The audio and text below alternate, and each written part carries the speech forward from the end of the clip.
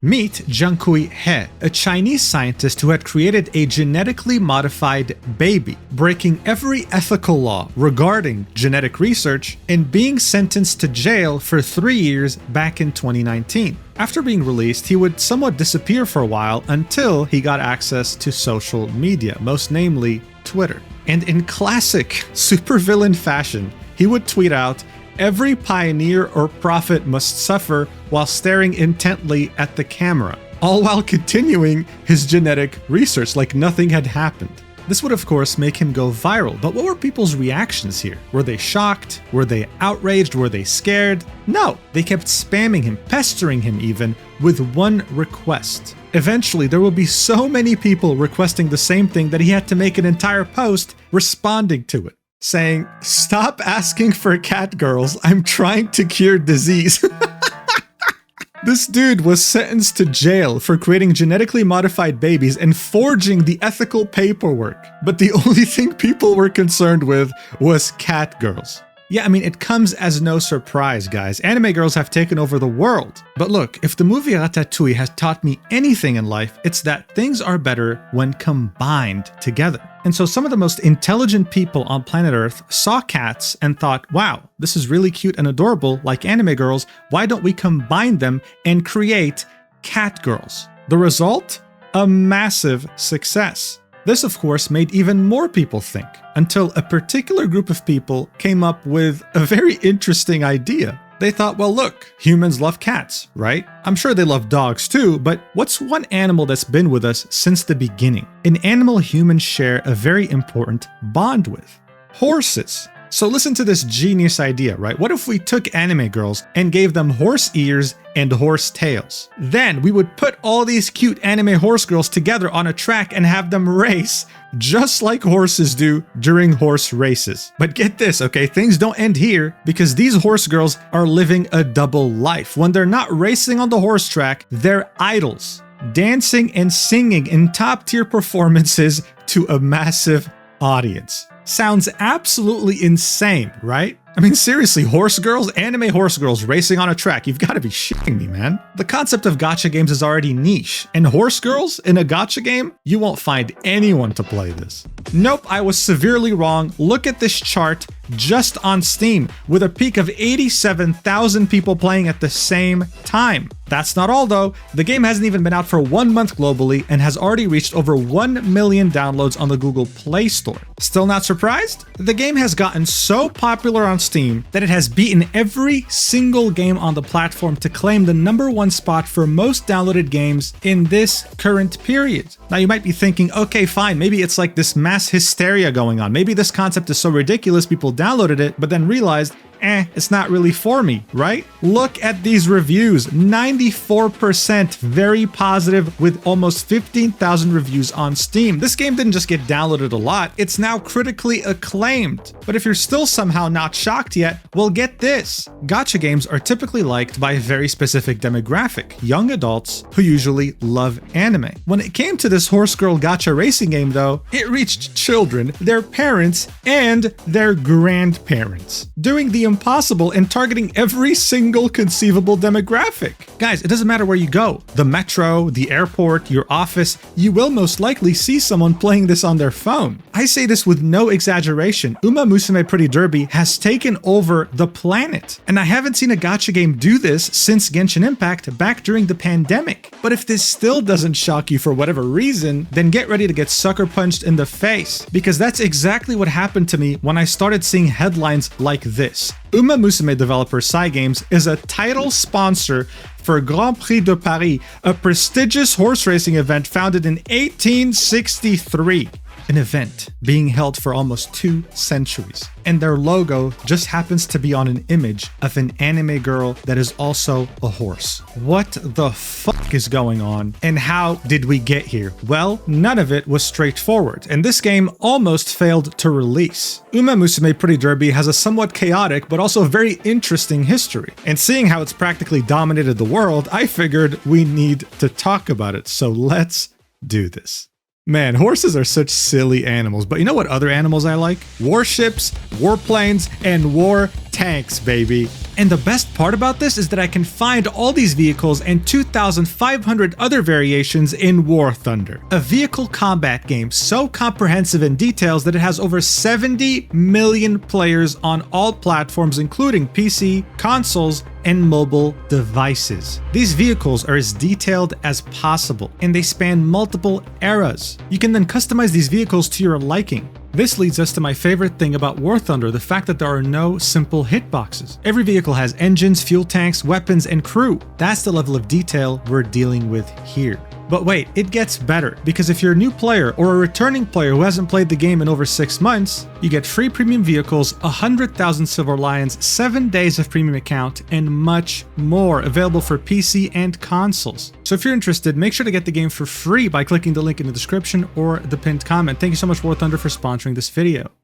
Alright guys, by now, you know the drill. To really understand the significance of all this, we need context, and in this case, it's going to be a little history lesson. And we're going all the way back to the year 1603, the beginning of the Tokugawa period, otherwise known as the Edo period. This period would be the most traditional period in Japan, mostly because it would be incredibly isolated from the rest of the world. The people in power at the time feared outside influence. In fact, their biggest fear was Christianity. You'd have missionaries from European countries come in to spread the gospel, and people were converting fast. The Japanese leaders saw this as a way for Europe to slowly take control of Japan, so they took extreme measures. They completely locked down the country except for a select few traders who only had access to specific ports. Japanese people were not allowed to leave Japan, and if they did, they wouldn't be allowed back. And more importantly, Christianity was outlawed. The shogunate took extreme measures and massacred over 37,000 Japanese Christians, making it go almost extinct in Japan and ruling for over 2 centuries. This would all change in 1868, when the Tokugawa shogunate would lose its power and the Meiji Restoration would take its place. One could say that this period was the opposite of the Tokugawa shogunate's military rule, completely opening up the country, technologically advancing very quickly, and fully embracing the idea of an industrialized nation that can compete with Europe and North America. That way, they don't face the threat of colonization. During this new era, you'd start seeing more foreigners in Japan, like British and Americans, specifically around port towns. Their numbers would start becoming significant to the point where they'd start having their own communities built around those port towns.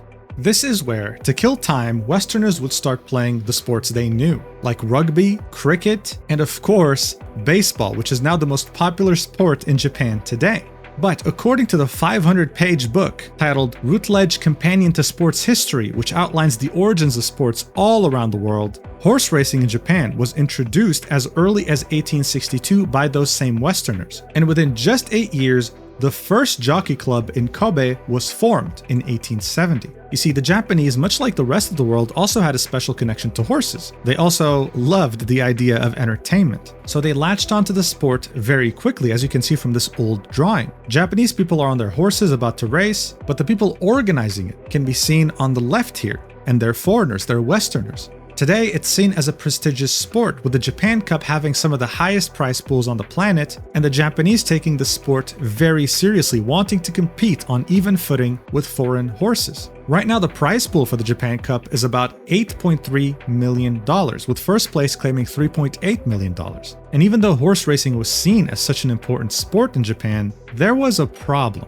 Interest was kind of waning. When you go to a horse track, you'd mostly see men who are in the older demographics. You wouldn't see teenagers, young adults, kids, or even women that much. In a way, if things kept going this way, then the sport would have probably died out in a couple of generations. It was simply seen as too old-fashioned. But all of this would change when a particular studio came up with a ridiculous idea. An idea, actually, that almost ruined their company's reputation and potentially could have bankrupted them. I'm of course talking about Umamusume Pretty Derby. Cyber Agent is a Japanese company that was founded in 1998. They started out as a digital advertising company, but in 2011 they decided to expand in the ever-growing video game market. This is when they would create Cygames, a video game development studio. Cyber Agent would own the majority of the shares of Cygames, but sell a few to other companies, like for example Nintendo, who owns 5% of Cygames. They would go on to create some pretty well-received games, like Shadowverse, a digital collectible card game, and of course, Grand Blue Fantasy, which was critically acclaimed. But arguably, Cygames' most important game would end up being one of the first ones they'd ever release in 2011, titled The Idolmaster Cinderella Girls. This game would be a part of the massive franchise known as The Idolmaster, owned by Bandai Namco, with the first ever game coming out in 2005. Many games for this franchise would release, and in 2011, that's when Cygames would release The Idolmaster Cinderella Girls. They made this on behalf of Bandai Namco. What was special about this game is that it was made for mobile phones back in 2011. Namco was seeing the rise of mobile games, and so that's when they asked Cygames to help.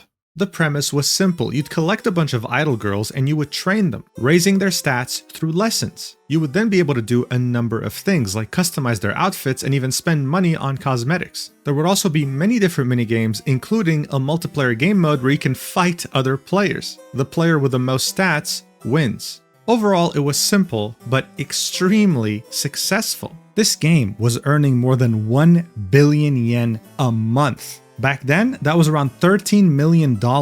It was revealed that more than 75% of players who got the game chose to pay for either in-game items or energy in order to play more, and according to this article, in August 2012, the game had made 9 million USD, which is more than the cost of developing the game. This game was making more money monthly than it cost to make, and all it did was just feature a bunch of idols that you trained, upped their stats, and got them different outfits. But you see, Bandai Namco is truly taking this franchise to the next level. It started as an arcade game, they made a mobile game, and they also made a manga as well as an anime that adapted that same manga. They were essentially using this franchise to build a media empire, and it was working very damn well. They would continue to hire more developers to create more entries in this franchise, and the most recent release would be in 2024, so it's still doing pretty damn well. This is when Cygames would have some sort of an epiphany. Even though this was owned by Bandai Namco, they were the ones who made this extremely successful game. And I mean, it made sense. Why wouldn't a game like that be a success? The idol industry in Japan is probably one of the biggest, most successful industries in entertainment. It involved finding someone young with talent, absolutely destroying their lives with ridiculously rigid training and extremely unrealistic expectations, and once they get enough popularity, this is when you would milk their fans with a bunch of different media and merchandise. People will do anything for their idols. They'll literally buy a photo album of them, okay? This is why the idol industry is such a money printing machine. But here's a fun fact for you. When it comes to horse racing in the West, certain jockeys, who are the horse riders, might have fans, sure. The horses that they ride also might have fans, but it wasn't anything crazy. In Japan, on the other hand, the horses had fans, alright. They had their own merch, they were recognized by name, some even had superstitions made around them. I mean, this is just a talent Japanese people have to idolize anything they like. And as much as this sounded ridiculous, there was big market potential here. Cygames had made a very successful idol game, and yet, horse racing was a deeply historical aspect of Japanese culture while also having those same idol traits. You know what else is interesting? When it comes to entertainment, the idol industry is very profitable, sure, but one thing Japanese people love to do is gamble, baby. A Japanese person not knowing pachinko is like an American not knowing what a burger is. At this point, it's practically cultural. I mean, look, it goes without saying that horse racing was very popular in Japan because of the whole gambling aspect of it. And now you can gamble on a simulated horse race. It's not even real. And you place your bets on this spaceship-looking machine, bro. This looks insane. That's how much they love it. And finally, just like how idols and gambling are huge in the entertainment industry in Japan, we can't forget to talk about anime. And in the early 2000s, many artists were having the amazing idea of giving anime girls cat ears or just small animal features. Not to mention that there were already examples in media taking this a step further. Instead of giving them animal features, they would give them features of objects. Like how the game Azur Lane has you collect these hot anime women that are meant to be World War II battleships. I'm not even joking, bro. Look, this woman's called Azuma, and she's part of the large cruiser category. She's stationed in the camp Sakura Islands. This is meant to be a battleship, bro, like an actual boat, you understand? And man, does she have some big cannons, let me tell you that much. So I don't know who the genius at Cygames was, bro. It could be the CEO, it could be a producer. Someone had the brilliant idea to sit everyone down and say, hey, what if we combined all these elements together, right? For the gambling, we make a gacha game. For the anthropomorphic cat girl part, we make horse girls. And for the idol part, we base them off the most famous horses in Japan, while also making them sing and dance, because why not? Now be honest, if you were one of those people listening to this pitch, would you have signed off on this? Because it obviously sounds ridiculous, right? Most people probably wouldn't have. But Cygames had top-tier drugs in their office because you know what? They said yes. They then wasted no time getting started on developing the game, revealing it for the first time on the 21st of August 2016 at the Anime Japan Expo. Excitement for this game was actually already starting to build up, and that made more people want to know more details about Umamusume. So on January 2017, the main content producer of Cygames, Akihiro Ishihara, was asked a bunch of different questions during an interview, and one of them was, "Please tell us about the development status," and he said, "This game is about 25% complete." Keep that number in mind. But for now, this interview had also revealed many of the horse girl designs, as well as the famous horses they're based on. It seemed like they knew what they were doing. And they had learned their lessons with Bandai Namco. They were going the Idolmaster route, not just aiming to make one good game, they wanted to make a media empire around Umamusume. So just a couple months after that interview in March 2017, they released a manga. But they weren't done yet because they wanted to adapt this manga into an anime and were going to enlist the studio PA Works to do it. The plan was to release this anime in 2018 in parallel to the game's release. That way both would help each other and they would start off with a strong symbiotic media empire. That was the plan, except nothing, and I mean nothing in regards to release dates, went according to plan. The Umamusume Pretty Derby anime would release on April 1st, 2018. It wasn't just limited to Japan, it had a simulcast with Crunchyroll in select regions of the world. It was almost an instant success. Similarly to how people love the idea of cat girls, the idea of horse girls was also very well received. But a couple of aspects that it was really praised for were 1, its attention to detail, and 2, its very skilled world building. But we'll get to that later. Right now, there's a more pressing concern going on. As the anime was running, the game would release 3 more teasers on April 19th. It showcased a race, a live show, and a story/training section. I can't show you those videos because they've been privated, but overall, it seemed like everything was going according to plan, with the game scheduled to release around the end of 2018. This would be confirmed again on July 2018, with yet another trailer showing off the game and its mechanics, announcing at the end that it was going to release at the end of 2018. As people were waiting, wondering when the game was going to come out, Cygames took their sweet time and only announced on December 15th, 2018, literally the end of the year, that Umamusume Pretty Derby has been delayed in order to raise the game's quality, saying that they will reveal the new release period at a later date. I mean, okay, not a big deal. I mean, it would have been nice if you told us earlier, but one delay doesn't hurt, especially if the game's going to be better for it, right? Well, the game got delayed again in 2019. And the new release date was slated to be in 2020. Now, Cyber Agent is a publicly listed company, and just like any publicly listed company, they would have shareholder meetings. So in their third quarter shareholder meeting in 2020, they re-emphasized to their investors that Umamusume Pretty Derby was going to be released in 2020, confirming that fact. Just a couple of months earlier, in May 2020, the managing director of Cygames confirmed yet again that Umamusume Pretty Derby was releasing in 2020. But then, we got to December 2020 and the game was nowhere to be found.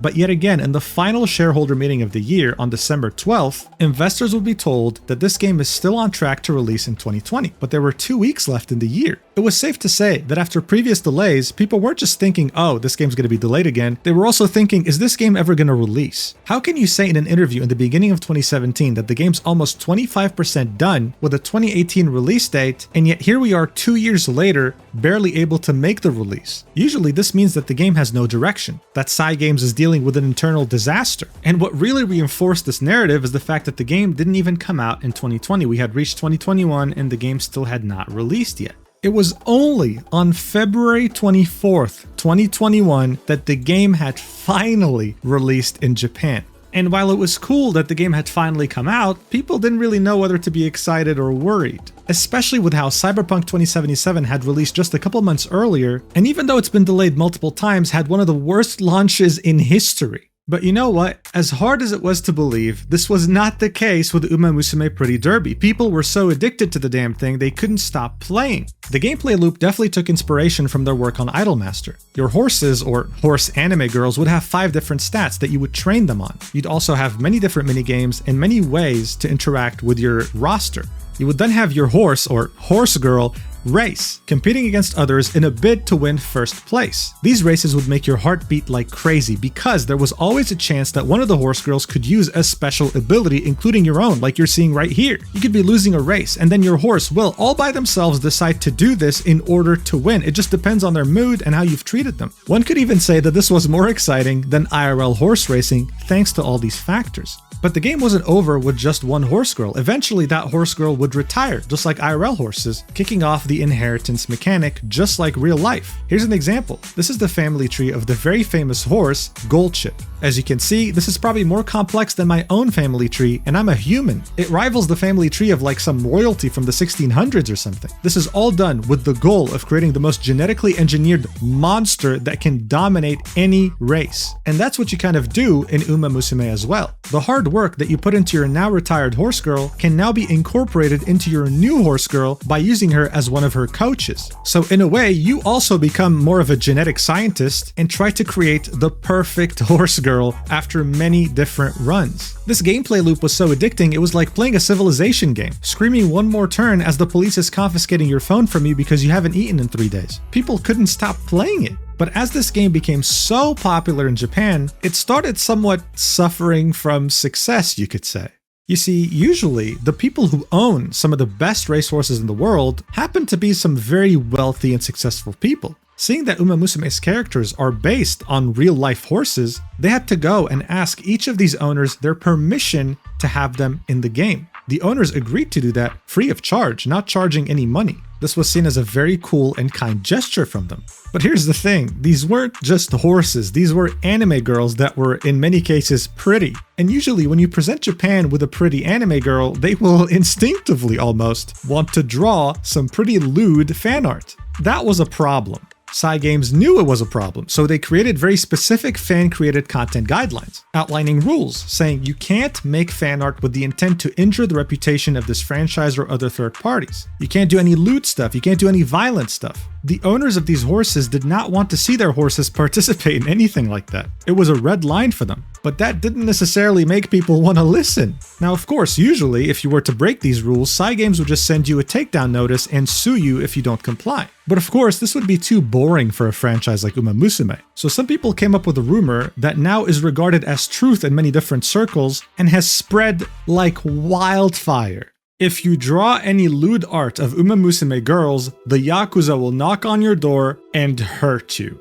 Okay, so as far as I can tell, this all started with this stupid tweet. A Japanese person tweeted this out, saying, "The reason why Japanese artists can't draw Umamusume porno art is that Umamusume is based on real racehorses and their owners are like mafia bosses who control the Japanese economy and we don't want to offend them." This was tweeted on March 11th, 2021, so very shortly after the game released. Now, I don't know how much attention this initial tweet got, but what really brought attention to this was the second tweet this person would make, saying, "Please retweet as much as you can for people overseas." It included that original tweet and another image, with that person saying, "The content of the tweet and the image is complete bullshit. It is a falsehood that amounts to defamation of the racehorse owners. I have insulted the owners of racehorses and other people involved in horse racing, as well as the staff of the Umamusume project. Racehorse owners are people who are sincerely committed to the culture of horse racing. They are not involved in antisocial organizations. In addition, I tried to make overseas artists complicit in the prohibition of secondary works that significantly worsen the image of the project, which is clearly stated in the official guidelines. This is all due to my short-sightedness and arrogance. I would like to express my deepest apologies to everyone involved and to all those who have supported me."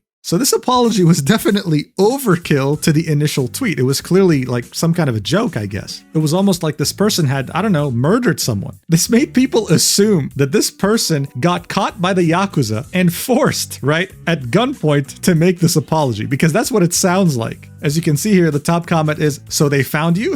And the person said, "No, it's not. It's just that I made the wrong statement." Someone else said, "I'm guessing they gave you a call." To which this person said, "No, it doesn't." Someone said, "I'm sorry to hear that the racehorse mafia got to you. Had no idea Japan even had such an intense culture of racehorsing, let alone one run by gangsters." Then that person replied with, "Please don't tell us such bullshit."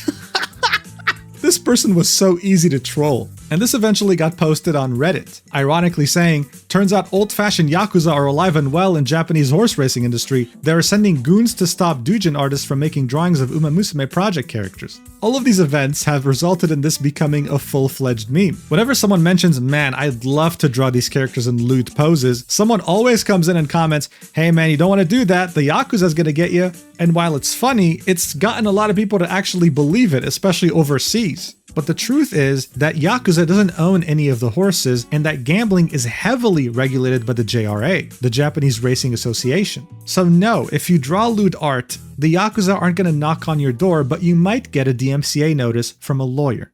But regardless, Yakuza hiccups aside, this game was making bank. In 2021 alone, even though they released 1 month after the year had began in February, they had made over $1 billion. And by March 2025, they had made a total of $2.5 billion since release. This is an insane amount of money, but what's even more insane is that 90% or more of its revenue came purely from Japan. Cygames had the Japanese population in its chokehold.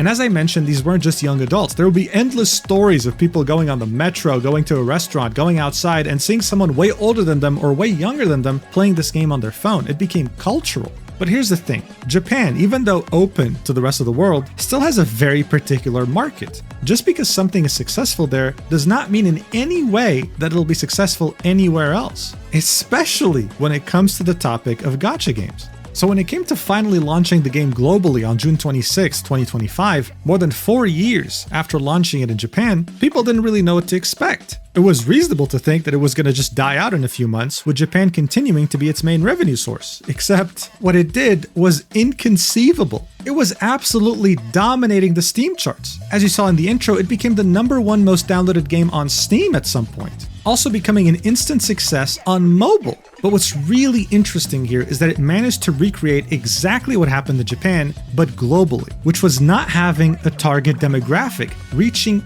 everyone equally. Here's a fun example. Northern Lion is a streamer who's 36 years old. He would not, in any way, be the target demographic of a game like Umamusume Pretty Derby. No way in hell. But his chat kept pestering him, please download the game, give it a shot, for the love of God, you'll love it. And eventually, he gave in.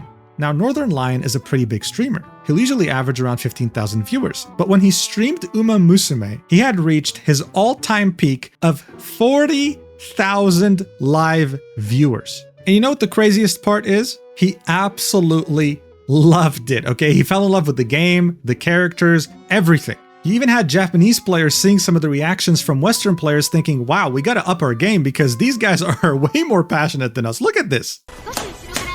Come on, Gold Ship, put it into high gear! I need all you got right now! The Kentucky Derby's on the line!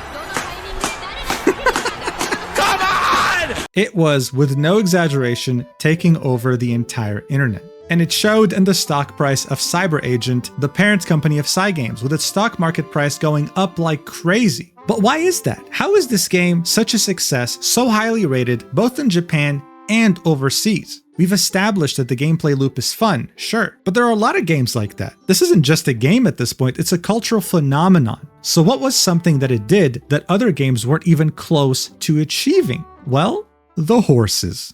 Alright, so remember how I mentioned that this game's anime was praised for having immense attention to detail and world building? Well, the game was very similar in that regard too. Seeing that all these anime horse girls were based on real-life horses, Cygames did their homework and examined every single horse and its very specific personality, incorporating all these aspects into their anime character. But that's not all. When it comes to the world of Umamusume, many things in there were based on real-life locations, like racetracks and areas around it. We're talking anything from train stations to the convenience store where the horse girls buy their carrots. This wasn't just attention to detail, this was making landmarks out of IRL locations and attributing important history to them. Additionally, this world wasn't just made in like one evening. It made sense, and that's because its world building was very well made. Horse girls in this world are seen as a different type of species. They're treated as well as humans, there's no discrimination, and instead they have a real place in this world. With certain gadgets, for example, made specifically for them. Look at this extremely long phone. It's to accommodate her horse ear and her mouth. I mean, look at this stupid seat right here. It's made specifically for horse girls so that they don't get uncomfortable with their tails. There's even historical landmarks in the anime, like how there are moai statues on Easter Island with horse girls. They even took famous Japanese horse racing paintings and converted them to accommodate the world. As you can see, these are horse girls racing here. So from a world point of view, this already made sense. The attention to detail was there. And so when it came to the actual personalities of each horse, guys, they couldn't have done a better job. For example, one of the most famous horses in Japanese racehorsing history is Goldship. This is a horse who ran 28 races and won 13 times. An incredible record. But what really made Goldship famous is that he was an absolute diva with the ridiculously unique and rage-baiting personality. In 2015, Goldship had a total of 12 billion yen betted on him. People were confident that he would win just like he won his other races. What we got instead was the day known as the 12 billion yen incident, when he would do this. Watch.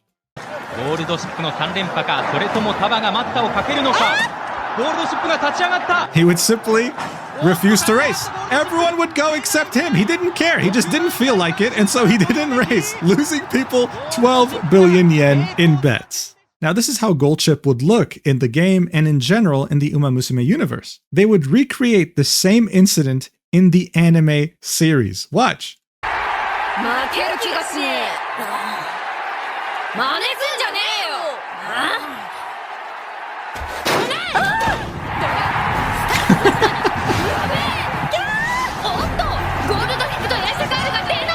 And just so you know, they brought back the same exact woman who was casting that day to voice in the anime. Guys, the attention to detail is ridiculous. So seeing that Goldship was an absolute diva, yet at the same time very skilled, Cygames made sure to incorporate that into Umamusume Pretty Derby. She'd be very skilled, very talented, and yet would have crazy mood swings, refusing to train, and sometimes, even though having the best stats, would just refuse to race, like they're not giving a single shit. This eccentric personality would so accurately be translated into the game that it would create a new overseas fan club for this IRL horse. I mean, look at this. This is a video of Goldship in retirement, literally just hanging out.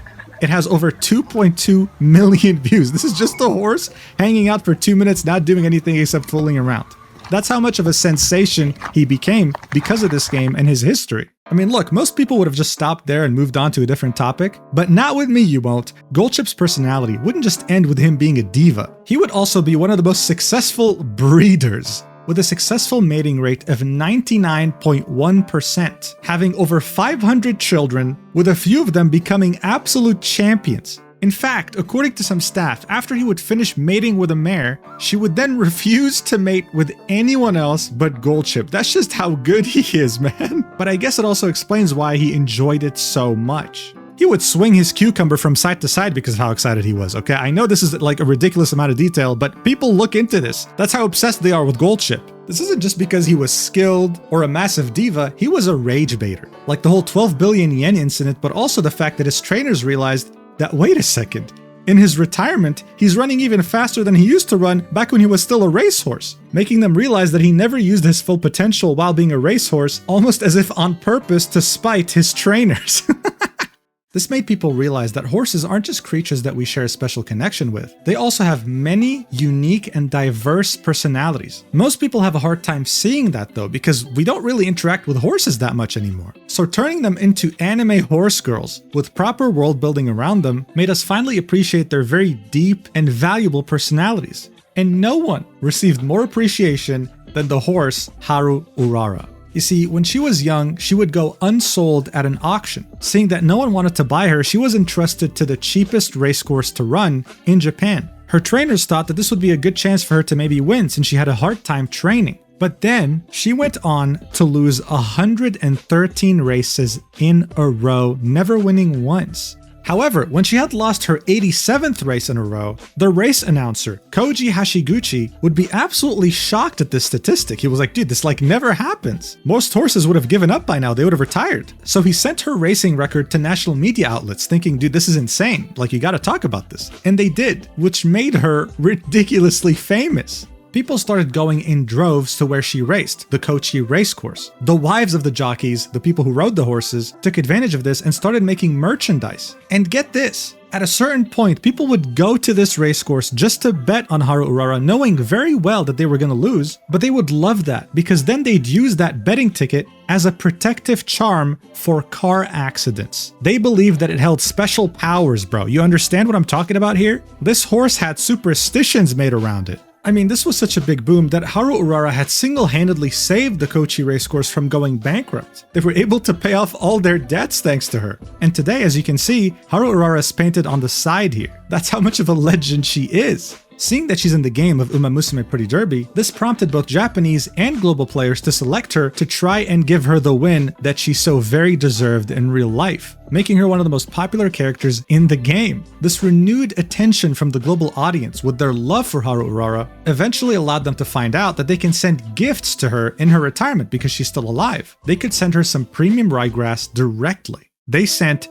2.7 tons of ryegrass. Usually one person could buy $40 worth, which is 5 kilograms. But people crashed the donation website, and now we're sitting at 2.7 tons. This is an image of this little cutie receiving her gifts, and it's prompted people to draw fan art of this phenomenon. I mean, look at how much ryegrass is in front of her. She has enough food until the end times. 2.7 tons, you're insane! In fact, thanks to this game and its renewed attention on these horses and their accomplishments, many of them, who are now in retirement, are receiving many donations, able to fully enjoy their older years. This is because this game didn't just make a lot of money and renew interest in horse racing, but it has single-handedly revitalized the entire horse racing industry globally, specifically in Japan.